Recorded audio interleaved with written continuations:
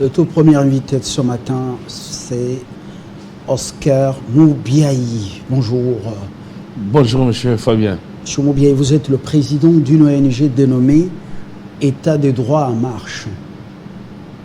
Oui, État des droits en marche, c'est une ONG pour prendre acte de cette naissance d'un État des droits qui est né depuis l'alternance au pouvoir le président de la République, M. Félix Tshisekedi. Nous considérons qu'au moins on a remis l'État des droits sur les rails. Comme un enfant qui naît, il faut consolider cet État des droits qui doit marcher et apprendre à marcher et au final se mettre à courir. Donc, comme vous le savez, toute marche doit être soutenue. Et je pense que c'est un angle important qu'il faille soutenir cet État des droits en marche pour que nous puissions prendre l'envol nécessaire par rapport à la liberté, par rapport à la démocratie, la transparence, tout ce qui compose ce que l'on peut appeler État de droit. Vous êtes juriste, avocat au barreau de Lille en France. Depuis un certain temps, vous restez de temps à autre à Kinshasa. Ça annonce ce qu'on appelle retour au pays natal, même si pour le moment c'est pas encore très définitif, mais je crois que Aimé Césaire vous a bien inspiré, l'homme des Antilles. Retour, comment son titre, le titre de son livre, c'est quoi? Ah voilà, pris comme ça ne me vient pas. Le cahier du retour au pays natal. Au pays natal ou... Une chose comme ça. Alors, voilà, au pays natal. Mais votre pays d'accueil commence à décevoir beaucoup par l'injustice. Ce n'est plus la grande démocratie. On interdit la publication ou la projection d'un film sur les crimes au Congo, double génocide, tout simplement parce qu'Onana a parlé dans son film comme personne interviewée, c'est pas normal, au 20e arrondissement. Et puis là, est-ce que vous êtes déçu vous aussi? Bon, moi je suis profondément congolais, je préfère parler congolais. Si la France, écoutez, la France ça reste un grand pays de liberté et que je n'ai pas les tenants, les aboutissants qui ont conduit que pour une raison ou une autre, l'administration puisse interdire ce film-là. Mais tout ce que je sais que Onana, j'ai beaucoup d'admiration et de respect dans son combat, qui n'est pas un combat facile. J'étais sur vos antennes quand je vous ai indiqué que je soutenais comme avocat que M. Jacques Matan, qui est l'avocat congolais, qui était à BBC, qui a été chassé de BBC pour avoir accordé l'interview à Onana. Donc la thèse que prône Onana aujourd'hui, ça ne plaît pas aux Rwandais, ça il faut se le dire. Le pouvoir français est sous la coupe de Kigali, il ne faut pas qu'il bouge, il doit violer même les droits élémentaires, tout simplement parce que il faut faire les yeux doux. Comment bon, nous ne pouvons pas estimer... Beau-frère, belle-sœur ou quoi, je ne sais pas. Nous ne pouvons pas penser qu'on aille jusqu'à ce niveau-là. Tout ce que l'on peut dire, c'est que autant que les Rwandais sont présents dans les organismes internationaux et font des lobbying, autant qu'aujourd'hui, que les Congolais doivent se réveiller à leur tour pour ne pas rester, comme tout à l'heure, j'entendais le ministre des Communications dire qu'il ne faut pas rester dans la périphérie, parlant de l'opposition qui n'avait pas de propositions sérieuses dans le débat. Donc je pense qu'il faut qu'on s'invite au débat, qu'on soit présent dans les organismes internationaux pour porter la voix du Congo et ne pas laisser la place aux Rwandais qui, eux, s'activent. Aujourd'hui, vous savez, avec les génocides rwandais, l'on considère ailleurs qu'il n'y a que des Tutsis qui ont été tués. Aujourd'hui, Charles Onana apporte la preuve avec Pierre Péan également. Il démontre qu'il y a les Hutus qui ont été tués plus que les Tutsis. Et donc, en conséquence, nous disons que cette thèse-là, qui semble être comme une thèse révisionniste, ne plaît pas. au lobbying rwandais. Mais je pense qu'il nous faille parler beaucoup plus des Congolais. On parle des Tutsis, des Hutus qui ont été tués, alors qu'aujourd'hui, les Congolais sont tués plus que les Hutus et les Tutsis. Holocauste congolais, on n'en parle pas. Aujourd'hui, nous sommes agressés, nous sommes dans une guerre.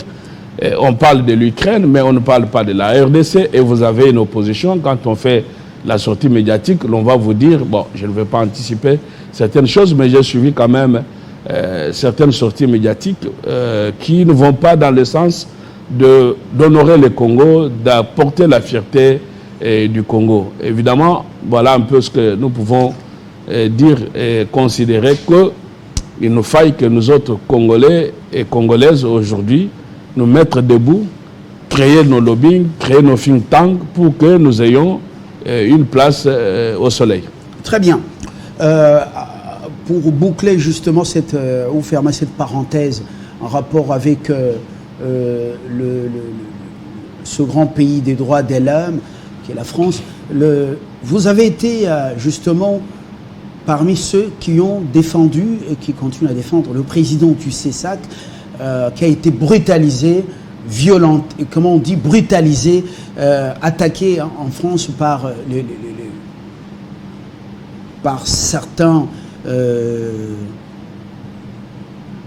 certains ressortissants congolais, au nom, je ne sais pas de quelle couleur politique. Et où en sommes-nous sur le plan judiciaire? Cette France ne sait même pas protéger les responsables des institutions du Congo, parce que sous la coupe du Rwanda, qu'est-ce qui se passe là? Non, la question ne s'analyse pas de cette manière-là, effectivement. Moi, je pose des questions. Non, vous me posez la question, maintenant je dois vous apporter l'analyse. Oui. Votre question est pertinente. Oui. Mais maintenant, j'ai dit, je vais l'analyser. Dans cette analyse, ben écoutez, j'ai eu à assister M. Bosembe, le président de CESAC, quand il y a eu cet événement malheureux que je considère une agression, une atteinte à sa personne. Et qu'à ce jour, ce que je peux vous en dire, l'enquête est en cours, la plainte a été déposée par M. Bosembe lui-même, et à Argenteuil, donc dans une banlieue parisienne, au commissariat d'Argenteuil, où la plainte a été déposée par M. Bosembe. Et au lendemain de sa plainte, j'ai été contacté par le service de renseignement de la police de préfecture de Paris. Et c'est cette police, donc c'est ce service de renseignement qui a repris en main l'enquête. Et avant que je ne quitte Paris, il y avait déjà les agresseurs de M. Bosembe qui ont été identifiés. Maintenant, la question est par rapport aux autorités congolaises. Vous voyez, il ne faudra pas que la chose soit menée sous l'angle d'attaque des autorités congolaises, parce que ça donnerait à ces fameux combattants, alors que le terme est impropre, parce que vous savez, moi j'étais avocat de presque tous les combattants quand on combattait le régime Kabila. Aujourd'hui, la majorité de ces combattants est convertie parce que l'on a considéré que l'objectif d'alternance a été atteint.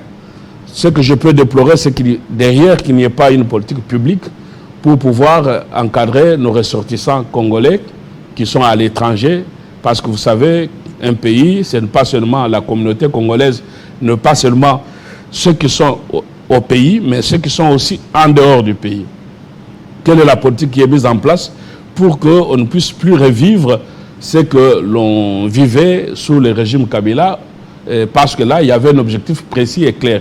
Aujourd'hui, il n'y a plus cet objectif-là, oui, malheureusement. Il y en a qui ont des soucis de papier ou qui doivent les actualiser ou les réactualiser. Ça ne demande pas qu'il y ait un régime des anges ou des démons à Kinshasa.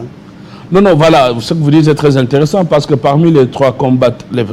Allez, j'hésite de parler de combattants parce que ces gens-là ne sont plus le combattant au vrai sens du terme. À un moment donné, le président de la République avait parlé des combats tabac. Combat tabac. Voilà, je préfère peut-être prendre l'expression combat tabac parce que la majorité de ces combattants-là, d'hier, l'objectif était précis et clair. On voulait le changement au pays. Aujourd'hui, ce changement a eu lieu. Moi, je suis là devant vous. Je n'ai pas été inquiété du fait que hier, j'aurais eu une opinion contraire. Donc, c'est pour cela que j'ai mis en place cette ONG de l'état de droit en marche. Je voudrais que mes compatriotes qui sont à l'extérieur du pays se rendent bien compte qu'il y a des choses qui sont en mouvement. Il ne faut pas rester en dehors du mouvement, il faut être du bon côté de l'histoire, comme on le dit. Alors, mettons-nous du bon côté de l'histoire, prenons les acquis, consolidons-les en termes des acquis. Bon, on vous parlera de la gratuité de l'enseignement, mais moi j'ai pris un bout. Chacun peut prendre un bout et on avancera. Moi je prends le bout qui marche, qui est palpable et qui est réel, qui est l'état de droit en marche. Et cet état de droit, nous devons les consolider. Donc par rapport à l'état de droit en marche, ça veut dire que nous devons être tolérants en termes de liberté d'expression. Parce qu'un état de droit, on ne peut pas dire qu'on réclame un état de droit, qu'en même temps on agresse les journalistes, comme M. Bossembe, ce n'est qu'un journaliste. Il représente aujourd'hui un corps, il n'est pas politicien. Et on est étonné de son agression. Et ceux qui l'ont agressé, soyez rassurés que nous mettons tout en œuvre pour qu'il soit poursuivi, châtié de par la loi. Ils n'ont aucun statut politique. C'est pour cela que je souhaite que l'on ne puisse pas dire que l'État congolais s'attaque à ces gens-là. Non. Il y a les lois, c'est l'infraction du droit commun. L'agression de M. Bossembe, c'est une infraction du droit commun qui n'est pas une infraction politique. Donc, nous nous engageons à pouvoir poursuivre ces gens-là. Ils seront châtiés, mais je vous rassure que la majorité de nos compatriotes qui étaient combattants d'hier sont aujourd'hui acquis au changement. J'invite donc au pays de pouvoir encadrer ces combattants-là d'hier pour leur réinsertion et surtout aussi, ce qui est plus important, il y a ceux qui se disent opposants aujourd'hui qui alimentent, n'est-ce pas, ce mouvement-là dit des combattants pour régler les comptes à leurs amis politiques au lieu de rester sur le terrain de débat politique. Voilà. Surtout, on est venu ici, on a mis beaucoup de temps à l'hôtel ou dans la famille, on n'a pas été reçu. Il y en a qui veulent bien régler les comptes. Il n'y a pas suffisamment de haricots pour tout le monde. Un seul sac avec autant de bouches, il faut être patient. Il faut produire pour bien manger. Je ferme la parenthèse. Et cette union sacrée de la nation et ces forces de Lubumbashi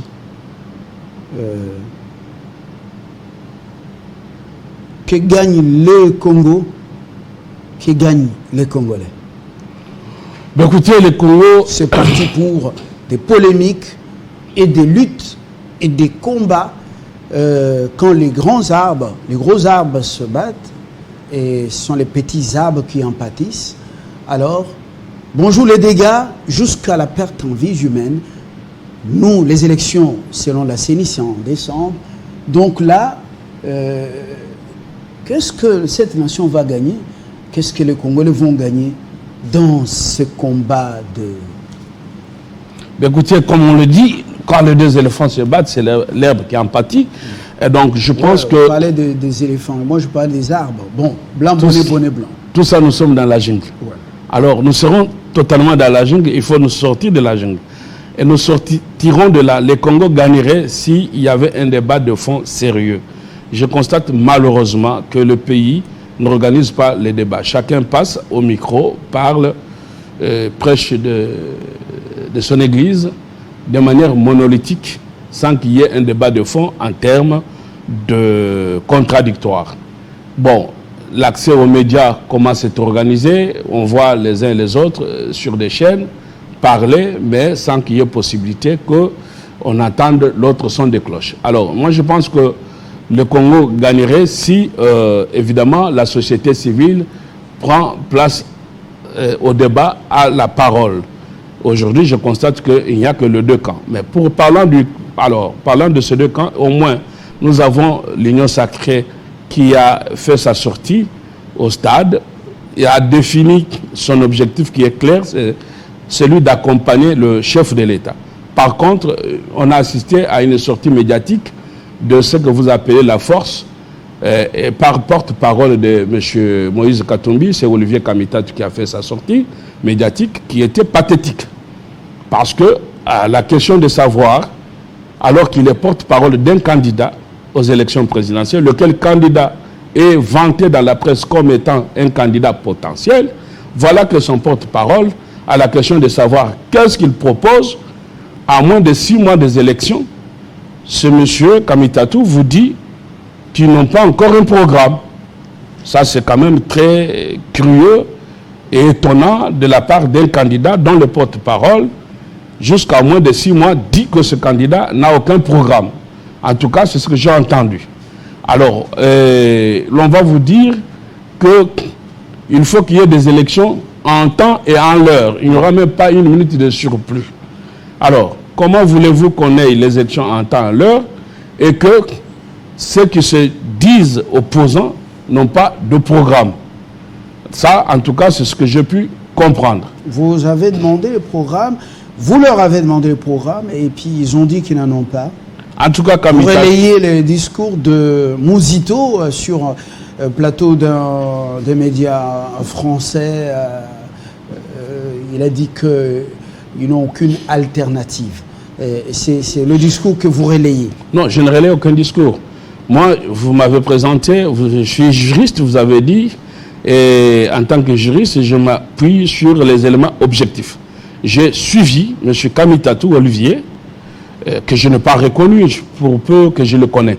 Je ne l'ai pas reconnu. On lui a posé la question précise et claire. Vous n'avez pas reconnu sa verbe oratoire, son français châtié, ou vous n'avez pas reconnu le contenu de son discours? Non, c'était sans contenu. Sans contenu, les verbes ne m'intéressent pas. Mais ce qui intéresse, c'est le contenu. Alors, moi, je ne peux pas être ébloui par un verbe. Donc, c'est le contenu. Ce contenu était creux et vide. La question sur vos antennes, qu'est-ce que vous proposez? Il a dit clairement que nous n'avons pas encore de programme. Première question posée. Deuxième question posée par rapport à l'armée, à la sécurité. Voilà que ce monsieur dit simplement que son prétendu président c'est un homme de parole. Est-ce qu'on va diriger un pays avec la parole? Mais moi, je n'ai pas reconnu M. Kamitatou, surtout que je sais qu'à un moment donné, lui-même avait des ambitions de devenir président de ce pays. Comment voulez-vous qu'un porte-parole de ce trempe, de ce niveau, ne puisse pas nous indiquer aujourd'hui clairement quelle était une alternative par rapport à la politique? Il a dit qu'il n'en a pas. Par rapport à l'armée, il a estimé tout simplement que M. Katumbi était homme de parole. Je ne sais pas si on peut demain nous demander, nous autres, de pouvoir confier notre destin dans les mains d'un monsieur qui nous dit qu'il faut croire à sa parole. Qu'est-ce que ça vaut la parole en politique? Je ne sais pas. Et enfin, il y a eu cette question sur la fameuse, sur la loi dite Tchani. Je suis au regret de constater que l'on dit qu'elle serait anticonstitutionnelle. Je ne sais pas si dans le camp de M. Katumbi, il y a des juristes, mais cette loi, j'estime qu'elle n'est pas anticonstitutionnelle. Elle n'énerve aucune disposition constitutionnelle. Au contraire, je la soutiens. Non seulement que je la soutiens, mais j'y apporte d'autres éléments nécessaires pour la renforcer. J'envisage à proposer, et tout cela va pouvoir être bien encadré juridiquement, la révocation de la nationalité congolaise pour ceux-là qui ont pris les armes contre le Congo et se sont déjà réclamés d'une autre nationalité. Donc, à ce moment-là, on peut envisager la révocation de la nationalité. Donc, voyez-vous, le débat peut être maintenant posé et l'on peut discuter parce que l'opposition, c'est une force constructive en principe. Ce n'est pas une opposition pour une politique politicienne. Donc, ce sont des débats de société. Et dans ce débat de société, je crois que la société civile doit avoir sa place au lieu qu'on soit face à deux blocs. Mais nous avons un bloc qui a fait ses propositions et un deuxième bloc qui vous dit, donc c'est l'Union sacrée qui fait des propositions pour notre pays. Mais vous avez ceux qui se disent opposants, deuxième bloc, qui n'a aucune proposition. Et pour en finir peut-être, j'étais un peu sidéré de Lambert Mende propose quant à lui, donc en réaction, qu'on laisse d'abord le législateur faire le boulot parce que c'est lui qui a le mandat du peuple, que les plombiers, les savetiers, les cordonniers, les les politiciens laissent justement cette matière aux législateurs, et parmi les députés, il y en a qui sont donc qui maîtrisent la matière, au lieu d'interdire, de faire pression sur les députés nationaux et sénateurs pour ne pas traiter cette proposition de loi, parce que ce n'est pas encore une loi, que les chancelleries se taisent et s'occupent de bien vendre l'image de leur pays et s'occupent également d'améliorer les relations entre leur pays et le nôtre, qu'on puisse justement pour les fonctions régaliennes ou les postes régaliens, mais puisque c'est limité aux fonctions du président de la République, et les restes, on peut être large. Et demi Dakar, les Congolais par naturalisation peuvent aussi prétendre à d'autres postes. Ça, vous avez suivi Lambert Mende? Oui, j'ai suivi Lambert Mende et je suis totalement d'accord avec lui. Déjà, d'accord avec lui sur le fait que j'ai cru comprendre qu'il soutient la protection, n'est-ce pas, de la fonction suprême qui est l'accès à la présidence, qui est un poste de souveraineté. Sur ce point, je suis totalement d'accord avec lui. Et j'ajoute que, au-delà de cette protection, il y a lieu d'envisager la révocation de la nationalité congolaise, même si nous sommes un pays où la nationalité est une exclusive, mais vous savez que vous avez des Koundéba Touareg qui se disent congolais, et quand il faut envisager leur extradition, ils se réclament de nationalité rwandaise pour empêcher les poursuites. Donc j'envisage à proposer que quand l'on s'est réclamé dans les médias ou dans une circonstance ou une autre par certains éléments objectifs d'une nationalité autre que la nationalité congolaise, par principe, au regard de la loi, la nationalité étant exclusive, donc on a renoncé à sa nationalité d'une part, et d'autre part, qu'il soit clairement dit dans nos textes que quand on a pris les armes contre le Congo, on ne puisse plus se réclamer de la nationalité congolaise, ce qui empêcherait qu'on puisse faire pression sur le Congo, parce que la prise des armes est un moyen d'accès au pouvoir. On devient rebelle pour finalement penser qu'au dialogue, on finira par accéder au pouvoir. Donc, nous pouvons bloquer par les lois claires et précises que quand on a pris les armes contre le Congo, on ne puisse plus se réclamer d'être congolais. Ça, c'est une chose. Et ça, ça concerne beaucoup plus les réfugiés rwandais reçus ici au cours, durant des décennies, reçus au Congo et qui sont devenus, qui ont causé des problèmes, ceux venus de ce pays-là, mixés, parce que beaucoup préfèrent plus les forces armées, les forces de renseignement, les forces de sécurité, alors que les réfugiés angolais reçus ici depuis plus de 30 ans ne constituent pas un souci. Il y en a qui sont rentrés, d'autres sont ici, devenus congolais à part entière, sans aucun souci. Les Congolais le sont aussi en Centrafrique ou dans d'autres pays, pas un souci pour ces pays-là. C'est un cas exceptionnel quand même. Non, c'est pour cela qu'il faut que nous puissions avoir une loi précise et claire quant aux conditions d'entrée et de séjour au Congo. Comment on entre au Congo, comment on y séjourne. À ce moment-là, quand nous aurons une loi précise, claire, sur vous savez que la nationalité congolaise, elle est soit d'origine, soit d'acquisition. Quand on dit d'acquisition, c'est par naturalisation. Nous pouvons envisager la possibilité de toute personne qui s'est naturalisée congolais et qui prendrait les armes contre le Congo, puisqu'il a une nationalité autre que la nationalité congolaise, malgré la naturalisation, de pouvoir admettre le principe de révocabilité d'une nationalité congolaise par rapport, évidemment, il faut encadrer ça pour qu'on ne puisse pas tomber dans ce que l'on appelle apatridie. Donc les apatrides, parce que vous savez, les conventions internationales interdisent qu'une personne se retrouve apatride.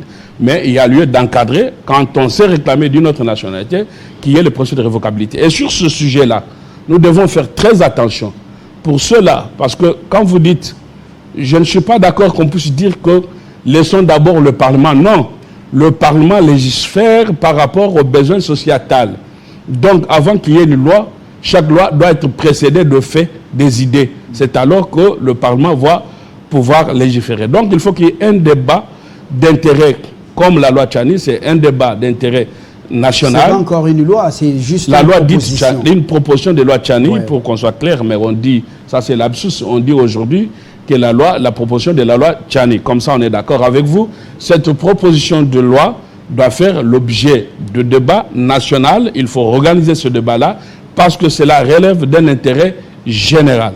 Et vous avez suivi, je prends un des membres, pas le moindre, de la force, de ce que l'on appelle force d'aujourd'hui. Hier, on ne sait pas parce que les gens qui se retrouvent aujourd'hui ensemble dans ce qu'on appelle force, hier, ils étaient dans une autre plateforme qu'on a appelée la MOCA, qui s'est dissous, et aujourd'hui, ce sont les mêmes personnes. Qu'est-ce qui a changé, qu'est-ce qui n'a pas changé? Tout n'est pas clair. Mais je prends un membre qui n'est pas le moindre, M. Délice Sanga. Quand vous avez suivi les tweets de M. Délice Sanga, lors de la sortie médiatique de Gagabé, quand il a estimé qu'il y avait des terres rwandaises au Congo, M. Sanga a fait le tweet, condamne cela, mais dit, faisons attention à ce qu'il n'y ait pas une discrimination de l'ordre ethnique, tribal et racial dans la communauté congolaise. Non, là on veut insinuer qu'il y a une race blanche dans la communauté congolaise. Dans la communauté congolaise, il n'y a pas de race blanche. Voyez-vous, c'est avec des éléments comme ça, petit à petit, qu'on arrive à consolider de fausses idées sur base desquelles on va légiférer et ouvrir notre nationalité congolaise, comme on en a fait hier avec le conseiller de Mobutu qui avait accepté l'action, enfin l'accès à la nationalité en masse. Voilà. Donc, mais nous avons une préoccupation là. Est-ce que les lois du pays prévoient, par exemple, le retrait de la nationalité à une personne qui constitue un danger pour la sécurité nationale? Non, à ce stade, non, à ma connaissance. S'ils ne l'ont pas fait, étant donné que la nationalité congolaise... Donc, il n'y en a pas. Il n'y a pas. Pourquoi? C'est simplement parce que la nationalité congolaise est une exclusive. Donc, la personne qui n'a que la nationalité congolaise ne peut pas se voir retirer la nationalité parce qu'il deviendra apatride et que les conventions internationales interdisent qu'une personne devienne apatride. C'est pour ça que nous disons qu'il y a lieu de nuancer et de mettre en équilibre notre volonté souveraine et nationale en rapport avec des conventions internationales pour qu'il y ait finalement cette possibilité de révocabilité de la nationalité congolaise. C'est ce que je propose. Et quand on dit qu'il y aurait un racisme dans la proposition de l'ordite Tchani, moi, je veux quand même qu'on soit clair, qu'on n'ait pas de langage, des tabous. Le métissage n'est pas une race. Donc aujourd'hui, il ne faudra pas que la loi est impersonnelle. Il ne faut pas que l'on pense qu'on viserait certains métis ou métis de notre pays. Le métissage, ce n'est pas... Un métis est un noir, il n'est pas blanc. Nous vivons dans le pays des blancs, nous connaissons les blancs et nous savons que les métis sont considérés noirs. Même là où vous vivez justement, vous ne serez pas capable de nous montrer un blanc. Un blanc. Alors, je ferme la parenthèse. Mais est-ce que c'est normal qu'on soit laxiste quand même, que des anciens réfugiés devenus congolais ou leurs descendants ne préfèrent que les forces armées, la police et les yeux de renseignement, pas autre chose, pas même l'équipe nationale. Aucun dans l'équipe nationale, les léopards. Aucun dans l'équipe de judo ou dans d'autres disciplines, tout ça. On ne préfère que les rangs des forces armées. Est-ce que c'est normal? Mais parce que c'est à travers cela qu'on arrive à infiltrer notre pays et qu'on se propulse à la tête du pays. C'est pour cela qu'il est très important et utile de verrouiller, n'est-ce pas, l'accès à la présidence avec la loi, comme la loi dite Tchani. Ça, c'est très important et qu'il faille renforcer cette loi par les principes de révocabilité de la nationalité pour ceux-là qui commettent les crimes contre le Congo. Ça pourra empêcher à ce que nous puissions voir les rebelles d'hier, présidents de demain, dans notre pays. Vous savez que la plupart de nos opposants sont ceux-là qui hier se retrouvaient en RCD Goma et qui ont une allégeance, parce que quand on parle de la nationalité, cela voudrait dire quoi? C'est être attaché à un pays. Hier, c'était une allégeance au roi. Avec la fin des monarchies, c'est une allégeance à la patrie. Et quand vous avez les gens au cœur qui bat doublement, tantôt ils ont l'allégeance vers le Rwanda, le Ouganda, là où ils étaient protégés parce que les rebelles d'hier, RCD Goma et consorts. Et voilà, nous avons donc les rebelles qui finissent par devenir nos dirigeants au lendemain de la rébellion. Pour éviter cela, je crois qu'il faut envisager la révocabilité de la nationalité congolaise. C'est un chantier que l'on ouvre, qu'il faut étudier. Mais voilà un peu ce que moi je pouvais vous dire trop clairement et de manière ferme et claire. J'ai été sidéré de constater que l'opposition, à moins de 6 mois, par la bouche d'Olivier Kamitatou, ne puisse pas avoir le programme.